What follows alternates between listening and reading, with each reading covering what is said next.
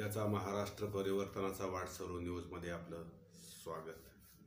नागपूरची दंगल ही महाराष्ट्रासाठी खरं तर काळा दिवसच म्हणलं पाहिजे. याचं कारण असं लक्षात ठेवा की नागपूरमध्ये जी दंगल झाली ती पूर्वनियोजित आणि कट्टर मुसलमान लोकांनी ती दंगल घडवून आणलेली आहे.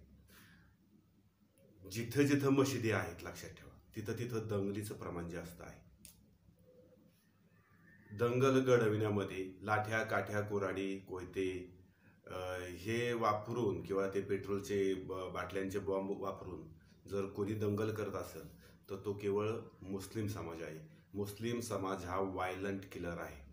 तो कधीच तुम्हाला सांगतो की शांतता त्याला आवडत नाही आणि तो जिथं जिथं मुस्लिम बहुल इलाका आहे त्या ठिकाणी मुस्लिम समाज हा दंगल घडवणार आहे. आता पाकिस्तान पूर्ण मुस्लिम राष्ट्र आहे तरी सुद्धा दंगली होतात. जिथं पूर्ण मुस्लिम जिथं आहे ज्या राष्ट्रामध्ये तिथं सुद्धा दंगली होत आहेत. म्हणजे मुस्लिम समाज हा राष्ट्रहितासाठी अत्यंत घातक आहे. राम नवमी असू द्या, कावड यात्रा निघू द्या, होळी खेळायची असेल तर मुसलमानांना राग येतोय. रामाचं उत्सव असेल राग येतो, शंकराचा शिवरात्रीचा त्यांना राग येत असेल. हिंदू धर्मामध्ये रोज सण आणि उत्सव आहेत लक्षात ठेवा.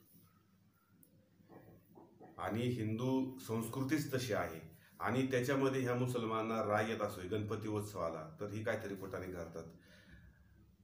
तर राष्ट्राच्या हितासाठी आजपर्यंतचा इतिहास आहे की समाजामध्ये आणि राष्ट्रामध्ये जर शांती पाहिजे असेल, शांती नांदत ठेवायची असेल तरी सुद्धा तुम्हाला युद्धच करावं लागतं.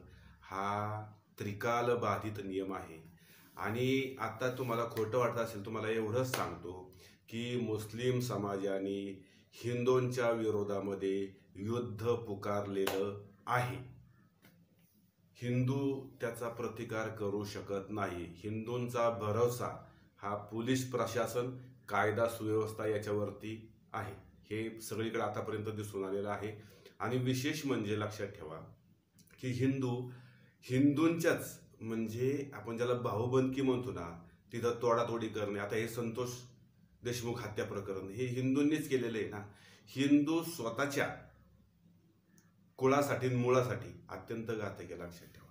हिंदूंचं वैशिष्ट्य आहे हिंदू एक तर भित्रा आहे, प्रचंड भित्रा आणि डरपोक, मुरदाड हिंदुत्व. ह्याच्या पलीकडे हिंदूंची कुठलीही व्याख्या नाही.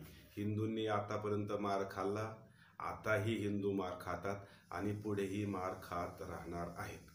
महाराष्ट्रासाठी ह्या दंगलीतून एकच घ्यायचा आहे मुद्दा की जेवढे फक्त मराठी बोलणारे मुसलमान आहेत तेच महाराष्ट्रामध्ये राहतील.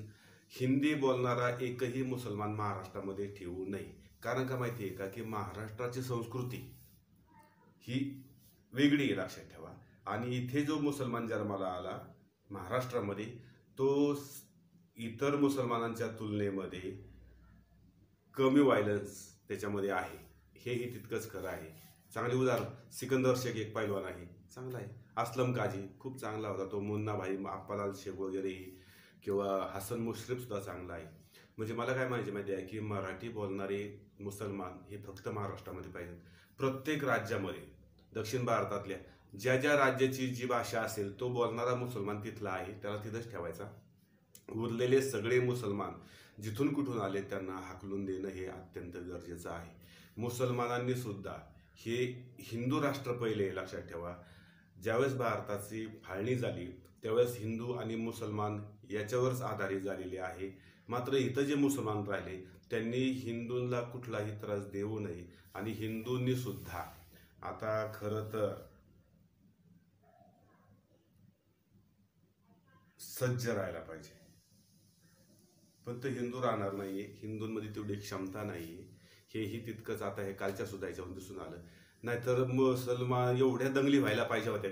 खरं सांगतो तुम्हाला की हिंदूंनी जिथं जिथं मुसलमानांची बहुदिनी असेल तिथं तिथं जाऊन शनी खरं तर त्यांनी दंगल करायला पाहिजे. पण दंगल करणं हे हिंदूंच्या रक्तात नाही.